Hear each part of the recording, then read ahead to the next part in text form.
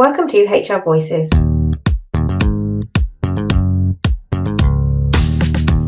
podcast for independent HR and people professionals and the businesses they support. HR Voices is brought to you by the expert team at HR Independence Limited.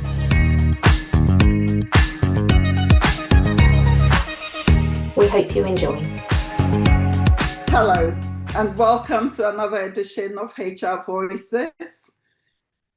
I am your host, Mary Asante, and today is a very special day for HR Voices podcast. It is our second anniversary since the launch of HR Voices podcast. So thank you so much for everyone who has tuned in, to all our amazing guests who have helped us along the journey, shared their expertise and experience, and to help make the podcast as wonderful and as fantastic as it is.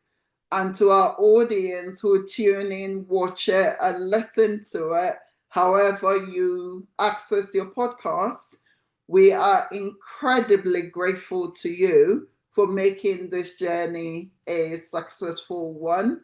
And as we continue the journey, we count on your continuous support to help us with this podcast, to share with your network, and to share with your professional connections everywhere.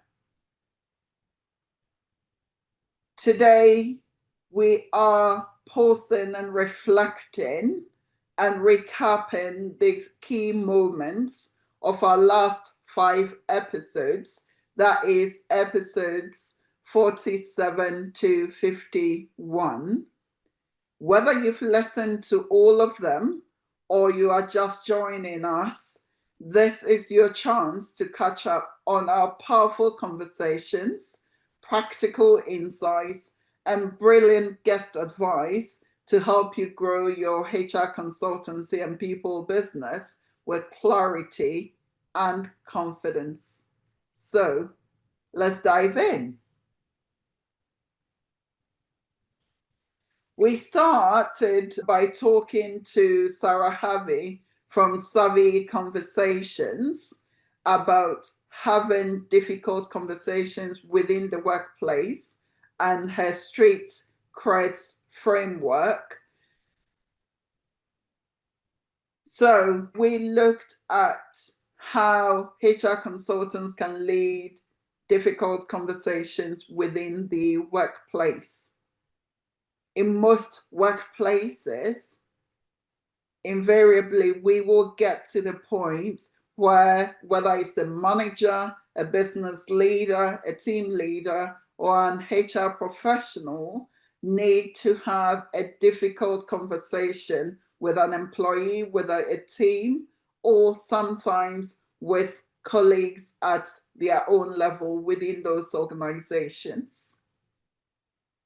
So to facilitate these conversations, there are so many ways that you can help make those difficult conversations very useful conversations for people to have, and create an environment that makes it easy to have uncomfortable conversations within the workplace. So Sarah introduced her street creds framework, helping us to understand not just what to say, but how to create the right conditions for honest, respectful, and productive dialogue. We explored psychological safety and the role that it plays in having difficult conversations. We also looked at emotional intelligence and how tapping into your emotional intelligence can help the conversations. How does that work out?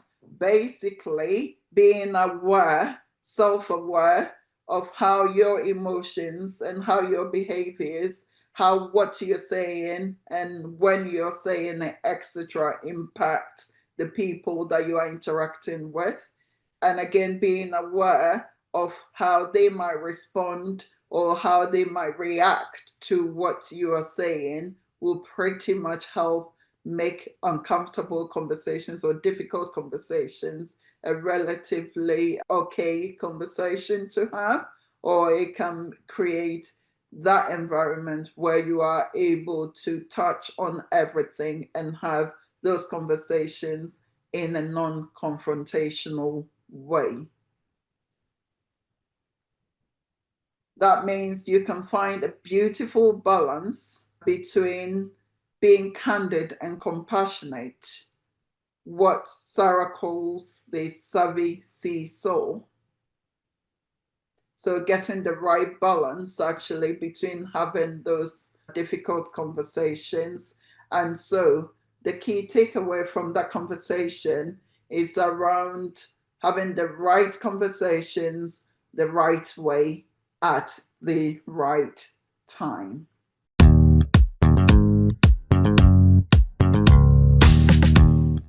You've touched on street creds. Can you tell our listeners a little bit and our viewers a little bit about it? Yeah, so what I realised back in my time as an HR leader and then later as a consultant and coach was that there was a lot of tools out there and a lot of really great tools actually, but they didn't get to the heart of the matter as I wanted to see them in terms of on two levels with conversations in the workplace. So on the one hand, the street part of the framework is all about the underlying conditions that need to be in place for good conversations to happen. And then the second part, the creds part, is about, so that's great, but how do we actually do that? So if you like, you've got the what and the how going together, and sometimes I felt that was missing. Often models focus on one or the other and not both. So the whole street creds came about because I wanted to focus on both of those things. Excellent. And on that note, what does a good conversation look like in the workplace? Oh, what a great question. I mean, my starting point is always a great conversation will be the right conversation in the right way at the right time. And it's amazing, even if we just focus on those three things, how often do we get that wrong? So, we might have the right conversation, but we don't quite know how to have it in the right way, so it doesn't go well. Or we might not know what the right conversation is. We might have a good conversation with somebody that feels like it's been done in the right way. It might be done at the right time, but we actually haven't talked about the thing that we should have been talking about. And just to sort of finish off on that triangle, we can have the right conversation in the right way, but get our timing wrong. And again, there'll be a mismatch there and it won't be a great conversation. So for me, my starting point is always, we've got to have all three things: the right conversation in the right way at the right time. And that's the art, right? That's what we're all trying to do all of the time.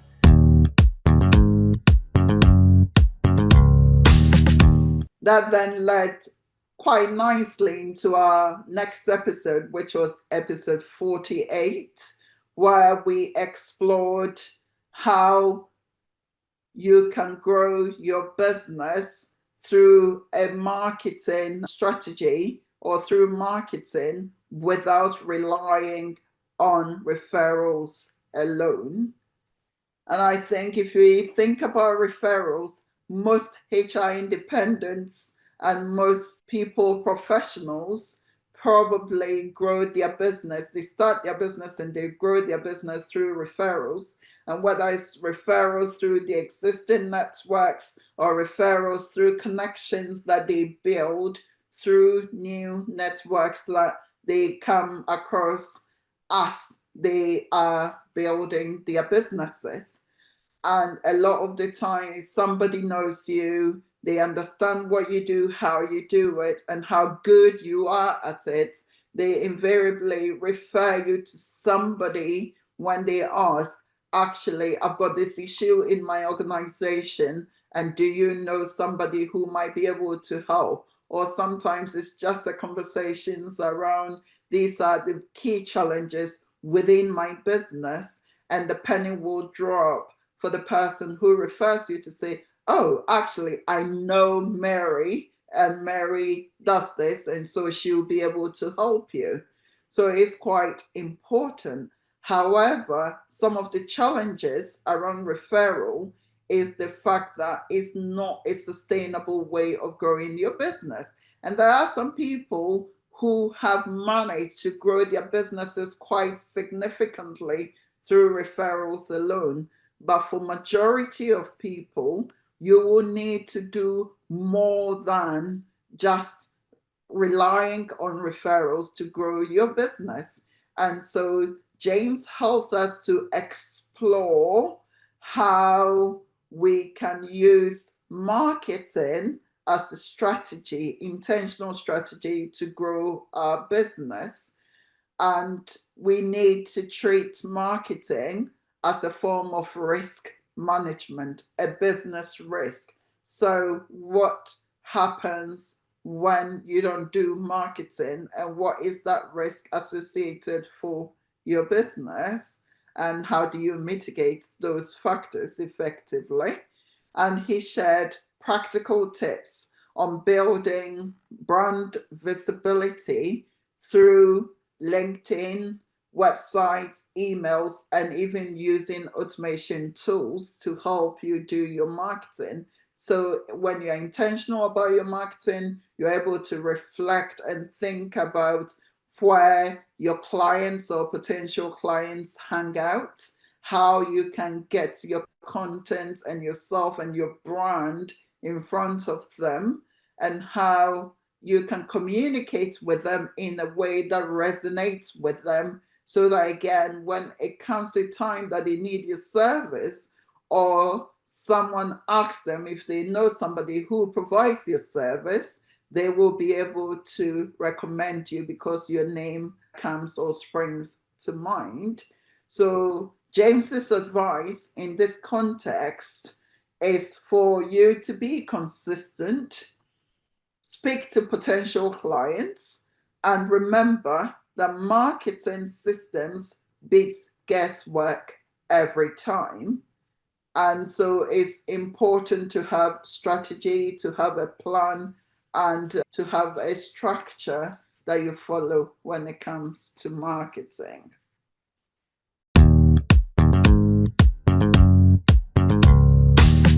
So many consultants think that marketing is just purely there for growth and to get more sales. And for those consultants that are individuals, they're individual consultants, they don't want to have an associate, they don't want to employ people, and they're happy with the work that they're able to do within that day, within that week, within that month, within that quarter. Marketing to them can feel like a unnecessary task that they have to do. So if you look at marketing through that lens, as in growth, but I feel, and like you summarized and what I've said, is that actually the most important lens to look at marketing through is through risk management and through reducing risk.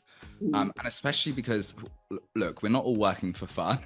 we're not, like, it is fun. Work is fun. I love my business. I love helping people. I get so much from that. But our primary motivator for work is cash. And let's not beat around the bush. I think that is so important. And I think when you're in a networking environment and you ask that question, most people will come up with different reasons why they set up their business, and very few will talk about, oh, I'm in this to make money, right? So like there's different tenets to why we're all working. But if you look at Maslow's hierarchy of needs, and if you organized it by Maslow's hierarchy of needs, we need cash to survive. It's survival. So when it like through your business, you are funding your lifestyle, you're funding your future, and you're funding your survival, basically, if you look at it from that point of view. And I just think that having, like, in marketing, we call this hope marketing. It's like a concept. So if you just don't do anything and you just hope that your business is going to grow and you're hoping to get your financial targets, etc., that's quite a irresponsible way of growing your business. So yeah, the first thing that I always want to say to my clients is, look, whether you're a startup or whether you're an established consultant, yes, marketing will help you achieve your goals, but most importantly, marketing will help protect your income.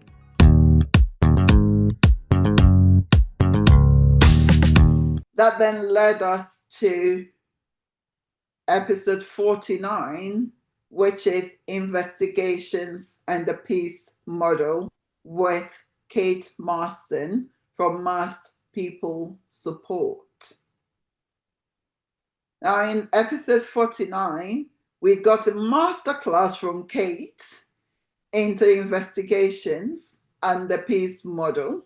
So Kate walked us through the peace model, which is a structured and ethical approach to conducting workplace investigations. And how do we do that? We do that by making sure that we gather as much evidence as possible. We remain impartial, and also we keep an open mind when we go into these investigations, so that we will be able to gather the evidence, not make assumptions, and follow a guided process that will help us to get to the bottom of whatever the issue we are dealing with is. So in terms of the peace model, P stands for plan, engage, account, closure, and evaluate. So that is actually very important and quite important in workplace investigations. And we touched on the fact that workplace investigations is not limited to HR processes alone, and it can be investigations into anything from maybe a breakdown in relationships or in projects, all the way through to wrongdoings within the workplace. So going through the investigations and getting to the bottom of it is really important. It can be in the finance department, in IT processes, and a whole lot of things. So investigations play a very important and a key role. So this episode was a standout for those handling investigations in sensitive situations where fairness, clarity, and professionalism matters the most.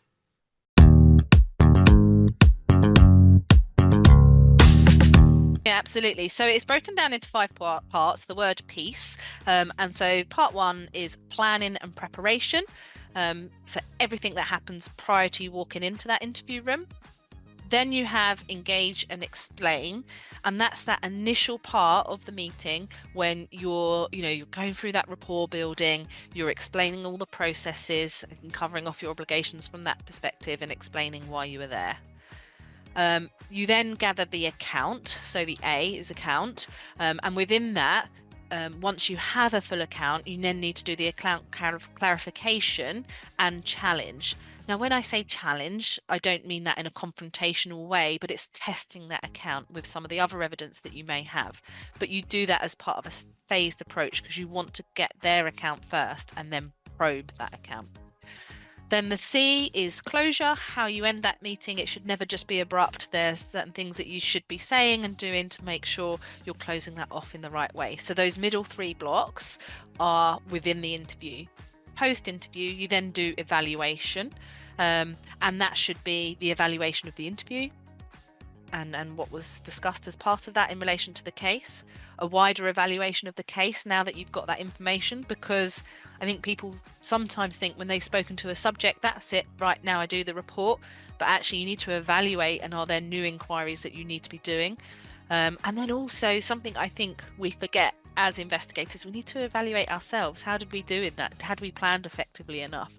Did we get all the right points across? Have we said things in the right way? Are we asking those open questions? But I guarantee 99.9% of the time, investigators don't take that time to reflect. But yeah, the evaluation piece is really important.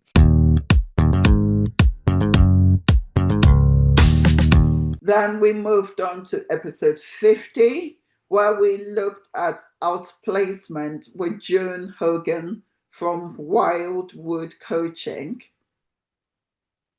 This is a very pertinent topic in today's environment, in that lots of organizations are going through restructuring and lots of organizations are going through redundancies at the moment because of the current climate. And it's really important for organizations and for HR people supporting these processes to absolutely understand the impact that redundancies, that restructuring have on employees. A lot of the time, it leads to people being very unsettled in the workplace because they are of concerns that they may lose their jobs, concerns that their colleagues and friends might be losing their jobs. So it's a really important topic and a really important process to ensure that you get right. And that is where outplacement come in. So outplacement support comes in the form of providing support and services to those affected and impacted by in redundancy process or by restructuring. And this can be in the form of CV review, CV writing, interview practice or mock interviews for people. It can also be a confidence boost and a confidence builder for people who are affected by these processes. Because let's face it, there may be employees who may have been in their job for a very long time, 8 years, 10 years, 15 years, and sometimes more than 20 years, who may not have had the reason or the opportunity to go through job interviews, to look for new jobs, etc., in the time that they have been in their roles. And so it can be quite daunting when they find themselves in a redundancy situation, thinking about how am I going to get that next role? So working with an outplacement support service will help ensure that your employees are supported through this process. We did touch on the fact that it doesn't necessarily need to be a costly exercise.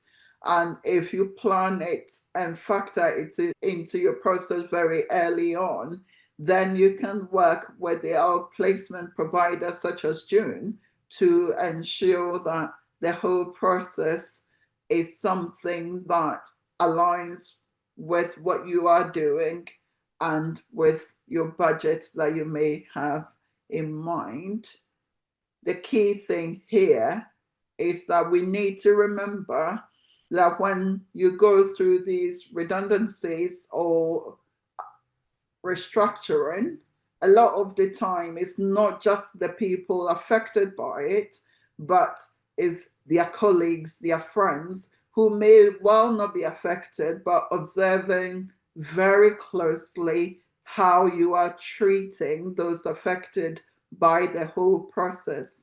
And it does help with those leaving and those staying and the business itself in terms of your reputation, how you treat people, and the sort of culture and environment that you create within your business.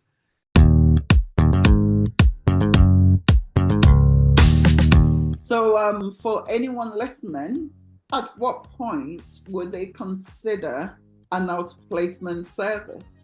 Is it when they first start to think about potential redundancies, or is it when they've gone through the process of actually being able to identify the actual roles at risk and hence narrowing the pool to the people who may potentially be made redundant at the end of that process? At what point would they engage an outplacement service? Yeah, it's a really good question. And ideally, what I would recommend is in those initial planning discussions, before anything's announced, when you're kind of having those discussions with the leadership team, you want to get it on the table. You want to have it included as part of the budget, and you want to get people on board and get the buy-in. And so that can be deciding on a short list of providers, deciding on how you want to provide the support. If you've got enough budget for individual, just as you say there, maybe you've got 30 people at risk, but actually it might only be that you might be able to find alternatives, and maybe 10 people might be going, all that kind of thing. So I would say get it budgeted up front and get the buy-in up front. There are situations, and I've worked with hundreds of over 100 businesses, where it will come up as part of collective consultation. So maybe they didn't think about it as part of the planning. In collective consultation, quite rightly, it comes up as a challenge, and then they might look to offer it then. Or if you're just doing a small group, sometimes it can come up in one-to-ones. People say, well, are you offering outplacement support, and kind of who might you have? But I would plan it up front. And then in terms of when to kind of deploy it, if you like, so you don't want to waste your money. You don't want to offer group sessions, for example, to 50 people if you're actually only going to be making sort of 30 roles redundant, as it were. So I would choose that time in the process. People need to know up front that you're offering it and it's going to be available. I think that's really important. But choosing the right time to put the support in place. And certainly for individual support, then what I would recommend, and I send out just some information that people can use in consultation meetings. So when you're in those individual consultation meetings, in the event your role's going to be made redundant, this support will be available to you. And then they've got the information. And as the consultation meetings progress, if when redundancy is confirmed, at least they've got it there. And at that point, they can get in touch.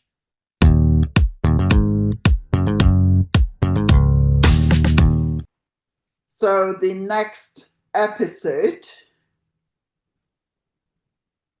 was on how you can use a virtual assistant VA to scale your business. And we spoke with Kelly Matcham from Pink Spaghetti Kin. So basically, as part of this discussion, we looked at how virtual assistants can become, and I absolutely love this, the 25th hour in your day. And I like it because, yes, there's no 25th hour of the day, but it absolutely highlights that there are not enough hours in the day. As an HR consultant or an independent HR people professional, or anyone running a small business for that matter, more often than not, we wear so many different hats, from marketing, sales, business development, finance, you name it. There's so much for business leaders to do and not enough time in the day to be able to do that. And that is where virtual assistants come in. And we looked at what virtual assistants can do to support you and how they can support you. And we touched on the fact that it can be anything from helping you manage your inbox to providing you with project support, social media, or systems management. And the key thing is for them to free up your time so that you can focus on delivering value to your clients and building your business. So that is very important. And Kelly showed us how VAs can be true partners in helping us scale our HR businesses. She also explained how to onboard a VA effectively and why clear communication, trust, and starting small are key to long-term success.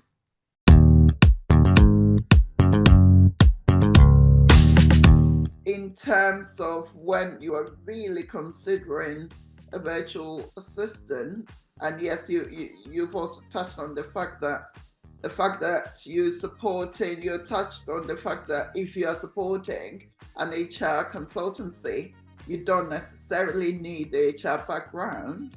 You need the skills that they probably need to take on the task that they are hoping to, or projects that they're hoping to outsource to you. So what other skills are really important for the HR consultancy to consider when engaging a virtual assistant? It's going to come back to that list of tasks again, isn't it? Because if you want someone very admin heavy, that actually are comfortable with perhaps your inbox management, diary management, things like that, I think again, perhaps that's less of the strict HR background, because really what you want is to work with that HR consultant, how they work, how they like to structure their emails and run their business. So I think, then you need to look for the skills there. We said earlier, but if you're looking slightly more for the marketing side, or the other thing I would say is, it may be that you are looking for someone with an awful lot of HR VA experience, and there's incredible HR supporting VAs supporting HR that specialise in that out there. Something that I find more and more is the cross-industry can be really beneficial. So I was having a conversation with a gaming company. I know nothing about the games industry other than my children own a PlayStation downstairs. I really don't know anything about it. But actually what I do know is a subscription background, and they are launching a new product that requires subscriptions. So we naturally got talking, and the background there is really relevant, and sometimes you bring that different dimension to it. So actually and this won't be all VAs, but something I particularly enjoy doing is getting a bit more involved in the strategy and the business growth, really understanding what their goals are, because by having a different background, sometimes could help you escalate your business in ways you perhaps didn't realise.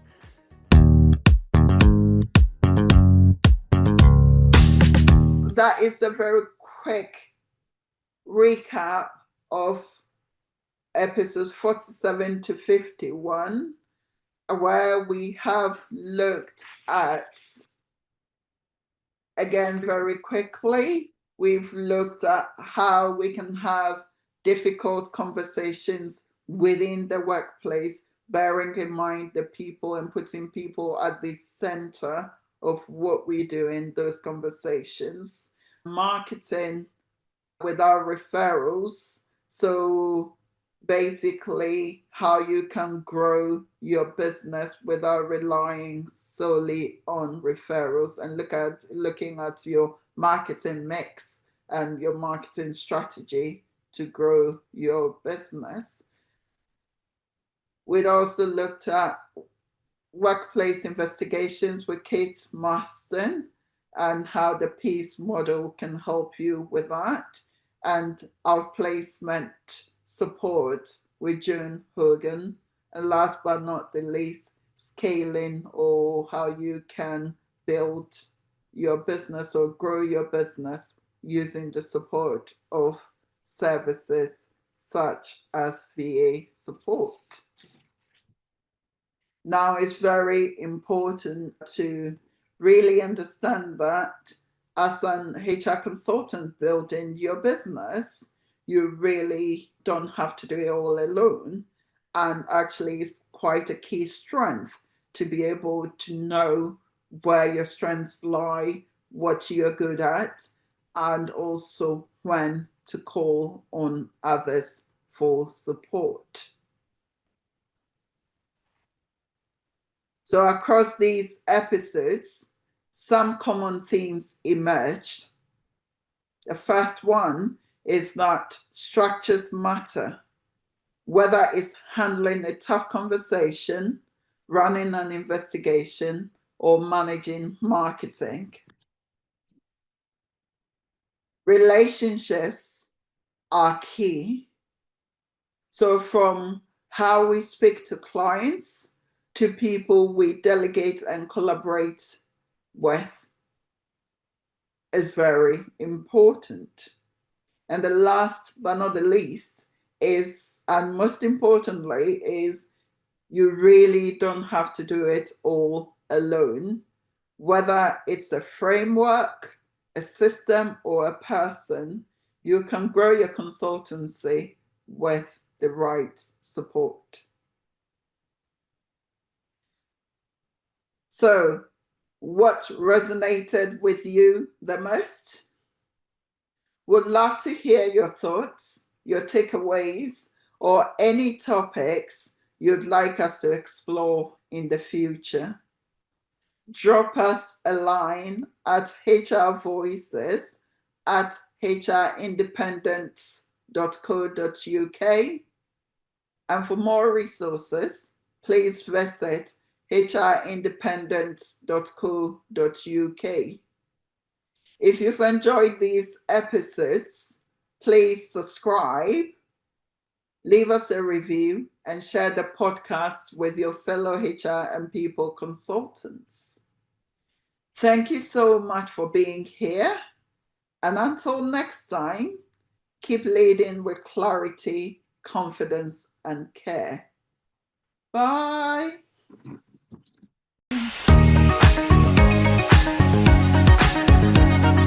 We hope you enjoyed this episode of HR Voices. If you have a topic you'd like us to cover or would like to be a guest, we'd love to hear from you. Connect with us on social media or email us at hrvoices@hrindependence.co.uk. Tune in next time.